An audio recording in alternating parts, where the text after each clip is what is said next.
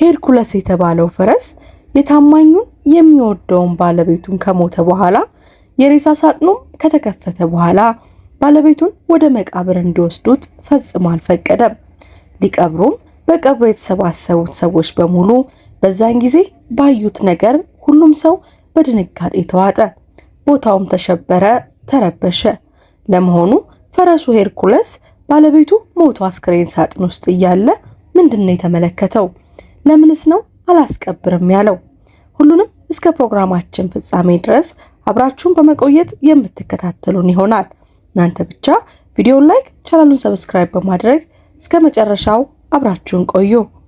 አዛውንቱ ጆሴፍ ሁልጊዜም እንደሚያደርጉት ከባለቤታቸው ጋር ቆንጆ ጣፋጭ ቁርስ ከበሉ በኋላ ፈረሳቸውን እየጋለቡ ተነስተው ወደ እርሻ ቦታቸው ያመራሉ።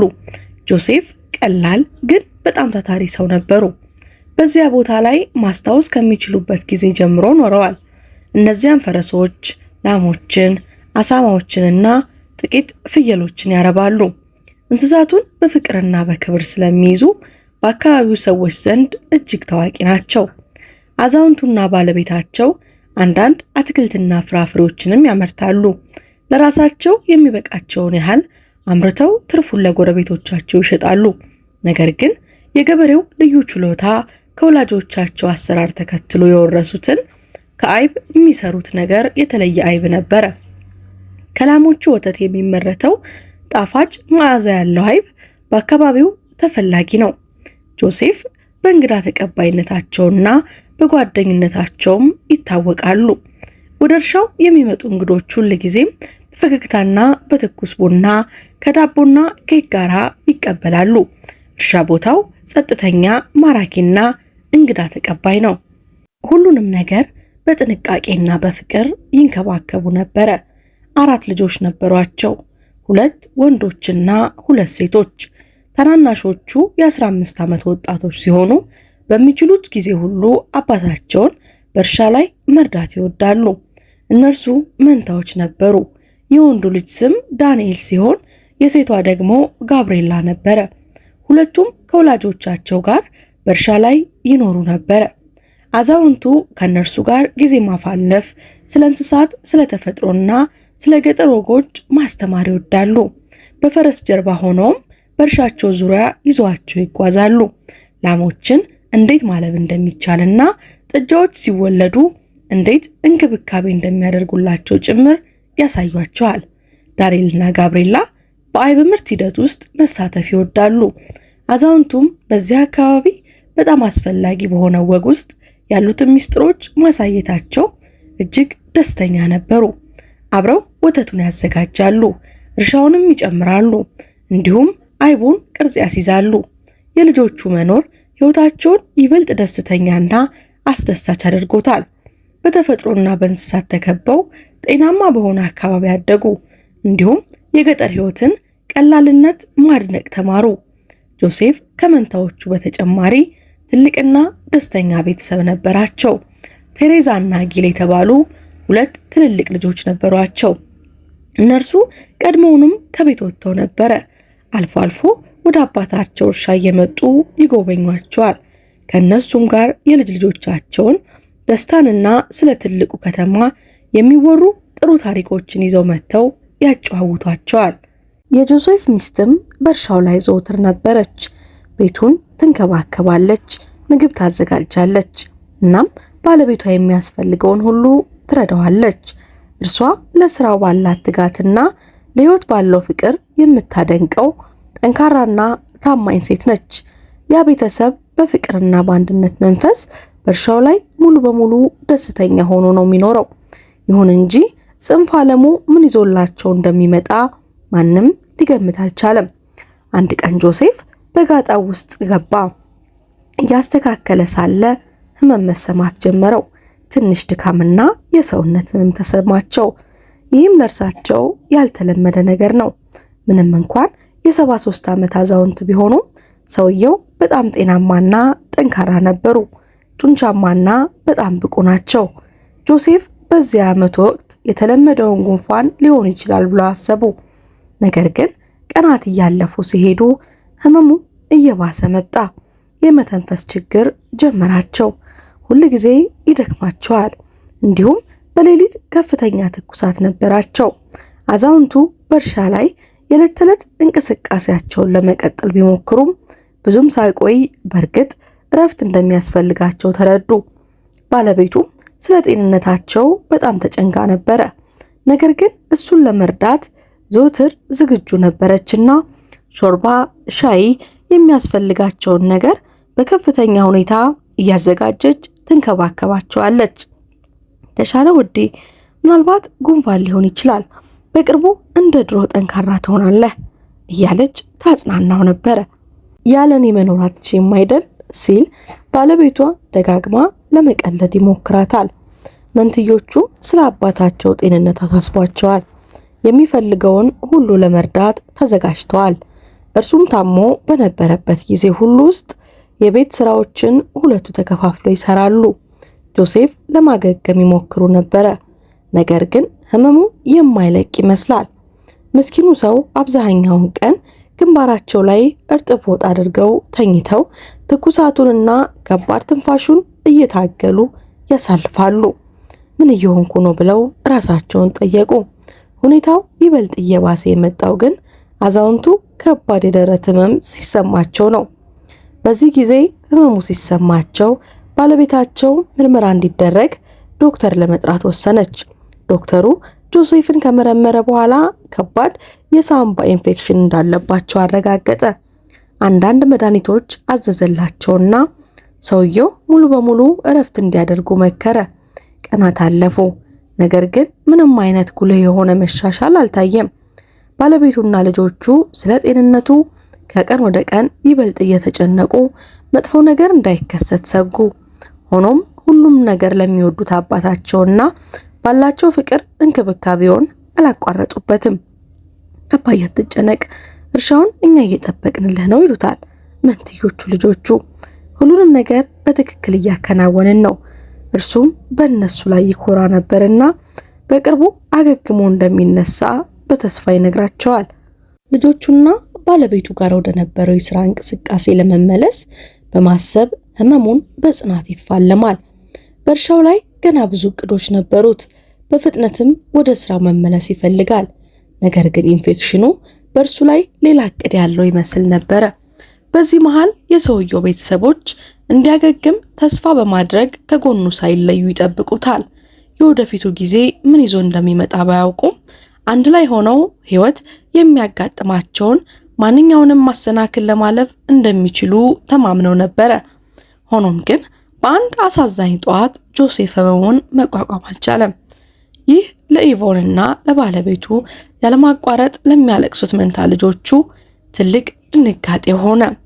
አይ አባዬ አይ እያሉ ምስኪኖቹ ልጆች ይጮሁ ነበረ።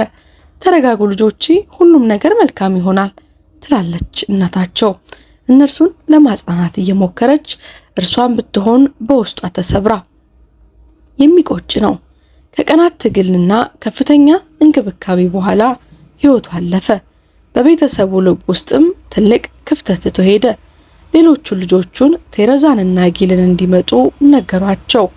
እነርሱም አባታቸውን ለማየት እየሮጡ መጡ። የሆነውን አሳዛኝ ነገር ግን ሊቀበሉት አልቻሉም። ሁሉም በጥልቀት በሚወዱትና በሚያከብሩት በጆሴፍ ሞት እጅግ አዘኑ። ሁልጊዜ ጠንካራ ጤናማ የነበረው አባታቸው እንዴት እንደዚህ በፍጥነት በበሽታ ሊወሰድ እንደቻለ ማንም ሊረዳው አልቻለም። አብረው ተቃቅፈው አለቀሱ። እርስ በርስም ተደጋገፉ፣ ተጽናኑ። ነገር ግን የአዛውንቱ ጆሴፍ ታማኝ ጓደኛ የሆነው ፈረሱ ሄርኩለስ በደረቱ ውስጥ ከባድ ህመም ተሰማው። ባለቤቱን ሲያይ እርሱም ልክ እንደ ቤተሰቡ ናፍቆት ገባው። ምስኪኑ እንስሳ የአዛውንቱን አለመኖር ሲያውቅ በእርሻው ላይ የሆነ ነገር እንደተቀየረ ያወቀ ይመስላል። ድምፁን እያሰማ ይረብሽ ነበረ፣ ያለቅሳልም። በማግስቱ የጆሴፍ እርሻ ይበልጥ ጭር ያለና ብቸኝነት የሰፈነበት ይመስል ነበረ። ተፈጥሮ ማበባን ቀጥላለች። እንስሳቱም የዕለት ተዕለት እንቅስቃሴዎችን እያደረጉ ነው። ነገር ግን ሁሉም ነገር ደስታውን ያጣ ይመስላል። የሚሰማው ብቸኛው ድምፅ ለቀብር የሚመጡ መኪኖች ድምፅ ብቻ ነበረ። የሁሉም ሰው ድምፅ ከእርሱ ጋር አብሮ ሄደ ይመስላል። ሁሉም ጸጥ ብለዋል። ሁሉም ሰው ፊት ላይ ሐዘን፣ ጭንቀት በግልጽ ይታይ ነበረ። የጆሴፍ ቀብር የተከናወነው እርሱ በጣም በሚወዳቸው ተራሮችና የእጽዋት ዙሪያ ከጋጣው አጠገብ የሚገኝ ክፍት ቦታ ላይ ነበረ። የአካባቢው አየር በሐዘንና በናፍቆት የተሞላ ቢሆንም እርሱ ለነበረው ማንነት ትልቅ ክብርና ምስጋና የሚንጸባረቅበትም ነው። የቀብሩ ስነ ስርዓት በእንጨት ወንበሮችና በትኩስ አበባዎች የተከበበ ቀላልና ማራኪ ነበረ። አራቱ ልጆቹና የሚወዱትን አያታቸውን ለመሰናበት የመጡት የልጅ ልጆችም ጭምር መላው ቤተሰብ በዚያው ነው። ጓደኞቹ፣ ጎረቤቶቹም አበቦችን፣ ሻማዎችንና የድጋፍ መልእክቶችን ይዘው መምጣት ክብራቸውን ገልጸዋል። ይሁን እንጂ የጆሴፍን አስክሬን በሚጠብቁት ጊዜ ሁሉ ታማኙ ፈረስ ሄርኩለስ እረፍት አጥቶ ነበረ። የሆነ ስህተት ያለ ነገር ይመስላል። በጆሴፍ የሬሳ ሳጥን አጠገብ ያለው የእርሱ ግርማ ሞገስ ያለው መገኘት እንስሳት ለባለቤታቸው ያላቸውን ታማኝነት የሚያሳይ ምልክት ይመስል ነበረ።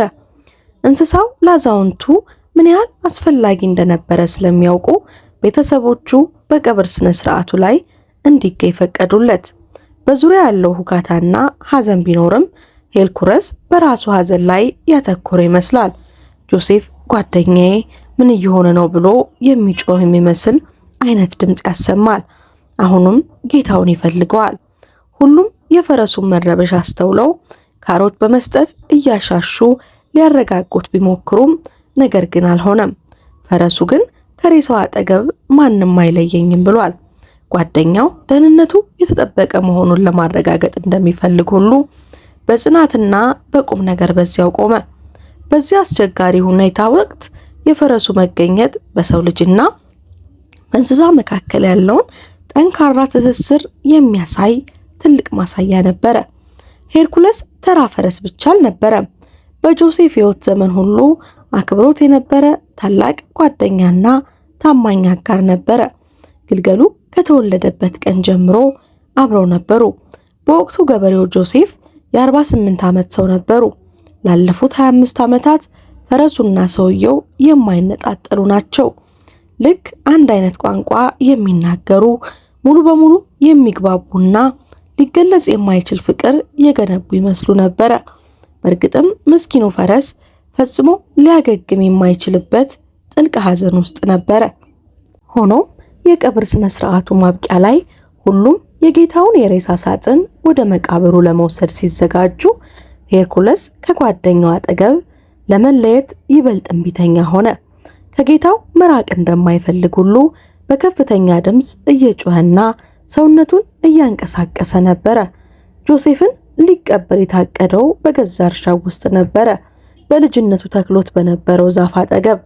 ይሁን እንጂ ቤተሰቡ የሳጥኑን ክዳን ዘግተው አራት ሰዎች ሳጥኑን አንስተው ወደ መቃብሩ ሲያቀኑ እንስሳው ይበልጥ ተረበሸና ሳጥኑን እሱ ጋር ለማቆየት ሞከረ። ሄርኩለስ ተረጋጋ፣ ቁም እያሉ ባለቤቱና ልጆቿ በዙሪያ ያለውን ሰው ሁሉ ፈረሱን ለማረጋጋት ሞከሩ።